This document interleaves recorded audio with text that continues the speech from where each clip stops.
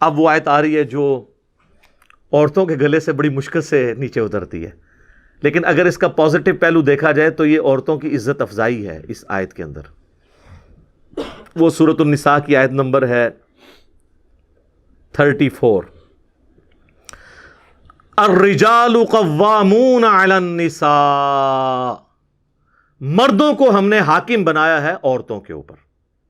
حاکم کا یہ مطلب نہیں ہے کہ وہ غلام ہے، یعنی مرد اور عورت مل کر ایک خاندانی ادارے کو وجود دیتے ہیں اور اس ادارے کا سربراہ مرد ہے۔ سر کسی بھی ادارے کا ایک ہی سربراہ ہو سکتا ہے، دو تو ہو ہی نہیں سکتے۔ وہ تو اللہ تعالیٰ نے سورہ بنی اسرائیل میں فرمایا کہ اگر اللہ کے، سورہ انبیاء میں، اگر اللہ کے ساتھ کوئی اور الہ ہوتا تو زمین و آسمان میں فساد برپا ہو جاتا۔ ایک وقت میں ایک ہی جو ہے نا وہ مینیجر ہو سکتا ہے، ہاں ڈپٹی مینیجر آپ جتنے مرضی رکھ لیں، جو جی ایم ہے یا مینیجر ہے وہ ایک ہی ہوگا جو پورا اس کو دیکھ کے چل رہا ہوگا۔ اس اعتبار سے مرد عورتوں پر حاکم ہے، ہیومن ڈگنیٹی میں دونوں برابر ہیں، بلکہ اسلام میں تو بعض اوقات ہیومن ڈگنیٹی میں عورتیں آگے بڑھ جاتی ہیں۔ صحیح بخاری اور مسلم دونوں میں حدیث ہے، ایک شخص نے عرض کیا اللہ کے محبوب صلی اللہ علیہ وآلہ وسلم، مجھ پہ سب سے زیادہ حق اس دنیا میں میرے قریبی رشتہ داروں میں سے کس کا ہے؟ فرمایا تیری ماں کا۔ دوسری بار پوچھا، فرمایا تیری ماں۔ تیسری بار پوچھا، فرمایا تیری ماں۔ چوتھی بار فرمایا تیرا باپ۔ یعنی 4 حق میں سے پہلے 3 حق ماں کو، تو یہاں پہ تو عورت آگے نکل گئی۔ پھر سنن نسائی میں حدیث ہے، جنت تیری ماں کے قدموں کے پاس ہے، یعنی یہ نہیں ہے کہ وہ فزیکلی وہاں پہ، مراد ان کی خدمت سے۔ تو اب اس پہ باپ رونا شروع کر دے کہ جی عورت آگے نکل گئی، نہیں، ہیومن ڈگنیٹی میں برابر ہے۔ بعض جگہ پہ مرد کو اللہ تعالیٰ نے کسی معاملے میں اوپر کیا ہے اور کسی جگہ پہ عورتوں کو۔ خیر یہ ایک ڈیٹیل ٹاپک ہے، میری یوٹیوب پہ ایک ویڈیو ہے، تمام شادی شدہ اور غیر شادی شدہ لوگ وہ ویڈیو ضرور دیکھیں، وومنس رائٹس ان اسلام، انگلش میں لکھیں گے نا آپ، یا عورتوں کے حقوق، تو اس میں ایک اسلامی بہن کا سوال آیا تھا، اس کے جواب میں نے گفتگو کی تھی، ساری احادیث اس حوالے سے، قرآن کی آیات ڈسکس کی تھی۔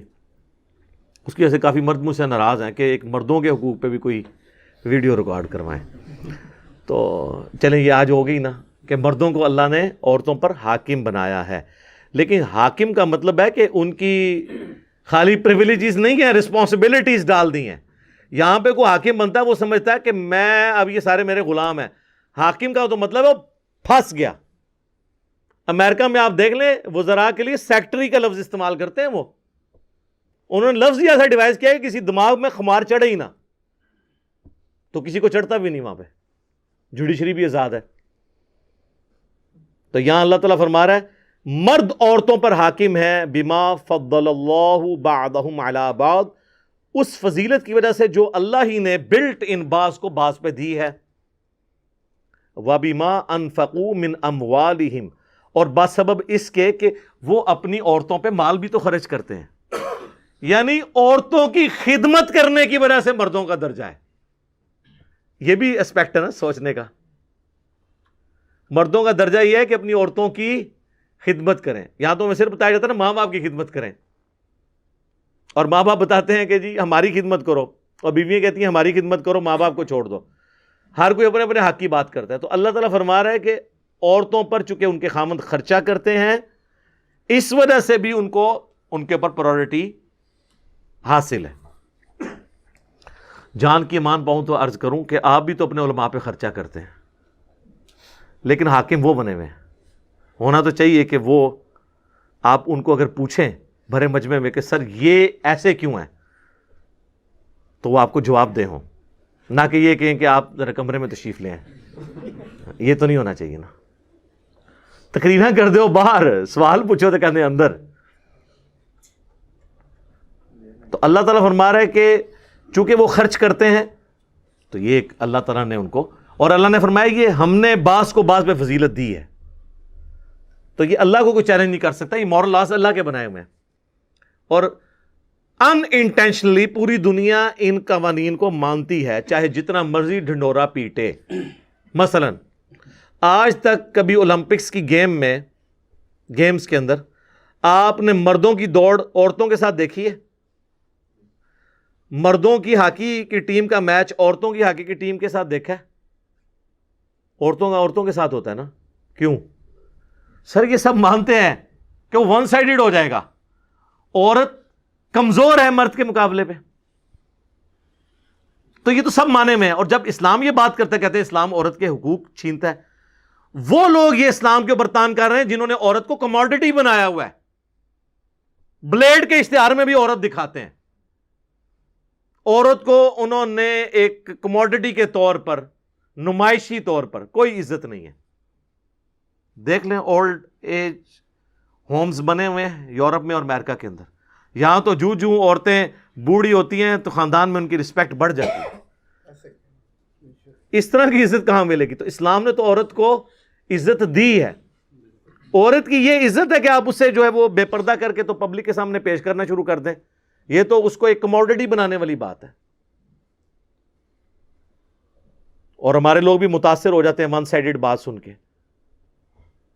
میں کہتا ہوں جی سب کانٹیننٹ کی جو عورتیں ہیں نا جی, یہ تو ملکہ برطانیہ وہ لائف نہیں انجوائے کر رہی جو یہ کر رہی ہیں. اس طرح کے مخلص مرد تو ملتے ہی نہیں کسی کو. اس لیے آپ دیکھتے ہیں نا آئے دن فیس بک پہ باہر سے عورتیں یہاں شادی کرنے کے لیے آئی ہوئی ہیں, اور یہاں پہ بھی پھر بعض لوگ اس کو مس یوز بھی کر لیتے ہیں. ادھر تو مخلص عورتیں بھی مل جاتی ہیں اکثریت, اور مرد بھی. اور یہ ساری ہمارے ریلیجن کی برکت ہے. یہاں پہ عزت ہے, ٹھیک ہے, رسپیکٹ ہے, خاندانی سسٹم ٹوٹا نہیں ہے. تو یہ اللہ طرف ہمارا, یہ ہم نے فضیلت دی ہے. اور میں نے بتایا یہ مانی تو سب نے ہوئی ہے. ٹھیک ہے, وہ کہتے ہیں جی فلاں عورت آپ دیکھیں وہ اتنے مردوں کو پیچھے چھوڑ گئی. سر ایک آدھ سے نہیں ہوتا یہ طریقہ. گورے پھر اپنے آپ سے خود سیکھیں. جب انالیسس کیا جاتا ہے نا تو پھر آپ نے ڈیٹا اکٹھا کرنا ہوتا ہے, اور ڈیٹا اکٹھا کرنے کے بعد آپ نے ایک رزلٹ پہ پہنچنا ہوتا ہے کہ میجورٹی کیس میں کیا ہوتا ہے. وہ کہتے ہیں جی وہ ہمارے محلے میں ایک بابا ہے جو جوانی سے سگریٹ پی رہے تھے, وہ 80 دا ہویا ہے جی, انہوں کوئی بیماری نہیں. انج نہیں, 100 بابے 80 سال کے نکالیں جو بچپن سے سگریٹ پی رہے ہوں, تو آپ کو پتا چلے گا وہ ایک ہی 80 تک پہنچے, باقی سارے 60 سے پہلے ایکسپائر ہو گئے. ایک چیز کو دیکھ کے ڈیٹا نہیں بنتا کہ آپ ایک کو کنسیڈر کر کے. تو اس طرح آپ اگر کوئی بے نظیر بھٹو کی مثال دے کے تو یہ کہ پاکستان کی ساری عورتیں اتنی انٹیلیجنٹ ہوتی ہیں, نہیں. اوور آل عورت جو ہے وہ اپنے, قرآن میں تو یہاں تک ہے, اس کے اوپر بھی لوگ اعتراض کرتے ہیں. سورہ زخرف میں اللہ تعالیٰ نے فرمایا کہ یہ اللہ کے لیے بیٹیاں تجویز کرتے ہیں, جبکہ عورت کو تو اللہ نے ایسا بنایا کہ وہ جھگڑے کے وقت اپنی گفتگو بھی صحیح طریقے سے کنوے نہیں اگلے کو کر سکتی. وہ کہتے ہیں نہیں قرآن میں اتنی عورت کی توہین آئی ہوئی ہے. سر بے نظیر سے زیادہ کانفیڈنٹ لیڈی میں نے نہیں دیکھی. مجھے کئی سینئر آرمی کے آفیسرز نے بتایا کہ باقی پرائم منسٹرز کا تو ہمیں نہیں پتا, لیکن جب بے نظیر پرائم منسٹر تھی نا تو ہم پوری اپنی وہ پریزنٹیشن تیار کر کے آتے تھے, اور اس کی اتنی یاداشت تھی کہ وہ جب پریزنٹیشن دیکھتی تھی نا تو کہتی تھی 3 سلائڈ پیچھے جاؤ, فلاں جگہ یہ کامہ غلط ڈالا ہوا ہے, یہاں پہ اسپیلنگ غلط ہے, اس کا اس کے ساتھ ربط نہیں بن رہا. اور کہتے ہیں باقی وزیر اعظم کا یہ حال تھا کہ وہ شربت پی کے اور چائے پی کے اٹھ کے چلے جاتے تھے, ان کو پتہ بھی نہیں چلتا تھا. لیکن اسی بے نظیر کو میں نے جیو کے پروگرام جواب دے کے اندر دیکھا ہے کہ جب اس سے اس کے بھائی کے قتل کے بارے میں پوچھا گیا تو وہ اپنے جذبات پہ قابو نہیں رکھ سکی, وہ اپنا مائک اتار کے اٹھ کے چلی گئی. اسے بولا ہی نہیں جا رہا تھا کہ آپ پرائم منسٹر تھی اور آپ کے دور کے اندر آپ کے بھائی کا قتل ہو گیا, تو اسے اپنے جذبات پہ قابو نہیں رہا, حالانکہ اتنی کانفیڈنٹ لیڈی. تو اوور آل عورت کو اللہ نے کمزور بنایا ہے, رقیق القلب بنایا ہے. آپ دیکھیں عورتوں کو رونا جلدی آتا ہے بچوں کی طرح ایز کمپیئر ٹو مرد. کہتے ہیں مرد کو درد نہیں ہوتا, لیکن ہوتا ہے درد مرد کو بھی. ہاں لیکن اللہ نے اسے مضبوط اعصاب والا بنایا, اور یہی وجہ ہے کہ کبھی کوئی پیغمبر نہیں عورت بنائی اللہ نے, کیونکہ پبلکلی جا کے دعوت کا کام کرنا ہوتا ہے, دماغ پہ سٹرین لینا ہوتا ہے, تو عورتیں اس طرح کا سٹرین نہیں لے سکتی. مرد کو اللہ تعالیٰ نے اس حوالے سے مضبوط بنایا. باقی عورتوں کی جو ذمہ داری ہے وہ ساتھ اللہ نے فرما دی, فَالصَّالِحَاتُ قَانِتَاتٌ حَافِظَاتٌ لِلْغَيْبِ بِمَا حَفِظَ اللَّهُ. تو نیک عورتیں وہ ہوتی ہیں جو اطاعت گزار ہوں, حفاظت کرنے والیاں ہوں مردوں کی غیر حاضری میں, یعنی اپنی عزت کی حفاظت کرنے والی اللہ کی حفاظت کے ساتھ. وَاللَّاتِي تَخَافُونَ نُشُوزَهُنَّ. اور اگر تمہیں کسی عورت سے نافرمانی کا اندیشہ ہو فَعِظُوهُنَّ وَاهْجُرُوهُنَّ، تو پہلے انہیں نرمی سے سمجھاؤ، پھر انہیں الگ کر دو، فی المضاجع، اپنے بستروں سے، وَضْرِبُوهُنَّ، اور پھر بھی باز نہ آئے تو ان کو مار بھی سکتے ہو، لیکن مارنا یہ نہیں کہ وحشیوں کی طرح مارنا ہے، جس طرح ایک چھوٹے بچے کو تھوڑی تنبیہ کے لیے مارنا ہے، اس پہ چہرے پہ نہیں مارنا، جسم پہ نشان نہیں پڑنا چاہیے۔ فَإِنْ أَطَعْنَكُمْ، پھر اگر وہ اطاعت کر لیں، فَلَا تَبْغُوا عَلَيْهِنَّ سَبِيلًا، تو پھر کوئی بہانہ نہ تلاش کرو کہ تم ان کے ساتھ زیادتی کرو۔ ان اللہ کان علیٰ کبیرا، بے شک اللہ بھی تو بہت بلند ہے اور بہت بڑا ہے، یعنی اللہ کی اتنی بڑی کبریائی ہے، وہ بھی تو تمہاری نافرمانیوں سے درگزر کرتا ہے، تم بھی اپنی بیویوں کے معاملے میں درگزر کی روش اختیار کرو۔ اس کانٹیکسٹ میں بخاری و مسلم دونوں میں حدیث ہے، نبی علیہ السلام نے فرمایا کہ عورت کو اللہ تعالیٰ نے آدم کی ٹیڑھی پسلی سے پیدا کیا ہے، اسے سیدھا کرنے کی کوشش نہ کرو ورنہ توڑ بیٹھو گے، اور اسے توڑنا، اسے طلاق دینا ہے، تم اس سے نفع حاصل کرو، ٹالریٹ کرو۔ صحیح مسلم میں حدیث ہے، کوئی بھی اپنی بیوی سے مومنہ سے بغض نہ رکھے۔ مسلم شریف میں ایک اور حدیث ہے کہ دنیا برتنے کی جگہ ہے اور سب سے بہترین دنیا کا سرمایہ نیک بیوی ہے، ٹھیک ہے۔